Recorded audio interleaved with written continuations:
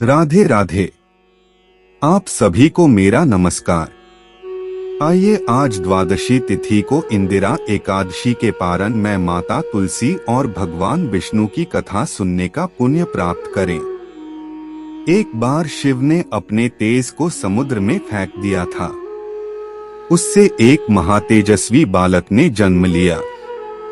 यह बालक आगे चलकर जालंधर के नाम से पराक्रमी दैत्य राजा बना। इसकी राजधानी का नाम जालंधर नगरी था। दैत्यराज कालनेमी की कन्या वृंदा का विवाह जालंधर से हुआ। जालंधर महाराक्षस था। अपनी सत्ता के मद में चूर उसने माता लक्ष्मी को पाने की कामना से युद्ध किया, परंतु समुद्र से ही उत्पन्न होने के कारण माता लक्ष्मी ने उसे अपने भाई के रूप में स्वीकार किया। वहां से पराजित होकर वह देवी पार्वती को पाने की लालसा से कैलाश पर्वत पर गया। भगवान देवाधिदेव शिव का ही रूप धरकर माता पार्वती के समीप गया, परंतु मां ने अपने योग बल से उसे तुरंत पहचान लिया तथा वहां से अंतर्ध्यान हो गईं। देवी पार्वती ने क्रुद्ध होकर सारा वृतांत भगवान विष्णु को सुनाया। जालंधर की पत्नी वृंदा अत्यंत पतिव्रता स्त्री थी। उसी के पतिव्रत धर्म की शक्ति से जालंधर न तो मारा जाता था और न ही पराजित होता था। इसीलिए जालंधर का नाश करने के लिए वृंदा के पतिव्रत धर्म को भंग करना बहुत आवश्यक था। इसी कारण भगवान विष्णु ऋषि का वेश धारण कर वन में जा पहुँचे, जहाँ वृंदा अकेली भ्रमण कर रही थी। भगवान के साथ दो मायावी राक्षस भी थे, जिन्हें देखकर वृंदा भयभीत हो गई।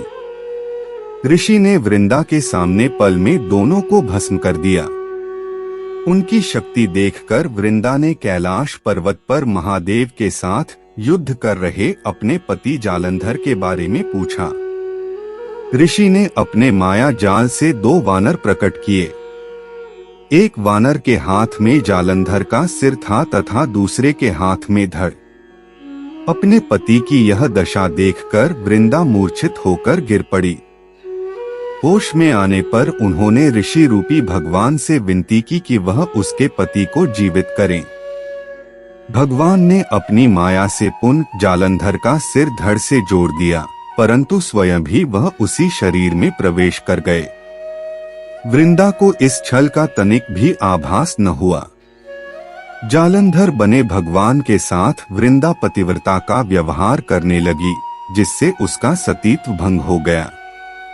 ऐसा होते ही वृंदा का पति जालंधर युद्ध में हार गया। इस सारी लीला का जब वृंदा को पता चला तो उसने क्रुद्ध होकर भगवान विष्णु को हृदयहीन शिला होने का श्राप दे दिया। अपने भक्त के श्राप को भगवान विष्णु ने स्वीकार किया और शालिग्राम पत्थर बन गए। सृष्टि के पालनकर्ता के पत्थर बन जाने से ब्रह्मांड में असंतुलन की स्थिति हो गई। यह देखकर सभी देवी देवताओं ने वृंदा से प्रार्थना की वह भगवान विष्णु को श्राप मुक्त कर दे। वृंदा ने भगवान विष्णु को श्राप मुक्त कर स्वयं आत्मदाह कर लिया। जहाँ वृंदा भस्म हुई वहां तुलसी का पौधा उगा। भगवान विष्णु ने वृंदा से कहा, हे वृंदा, तुम अपने सतीत्व के कारण मुझे लक्ष्मी से भी अधिक प्रिय हो गई हो। अब तुम तुलसी के रूप में सदा मेरे साथ रहोगी।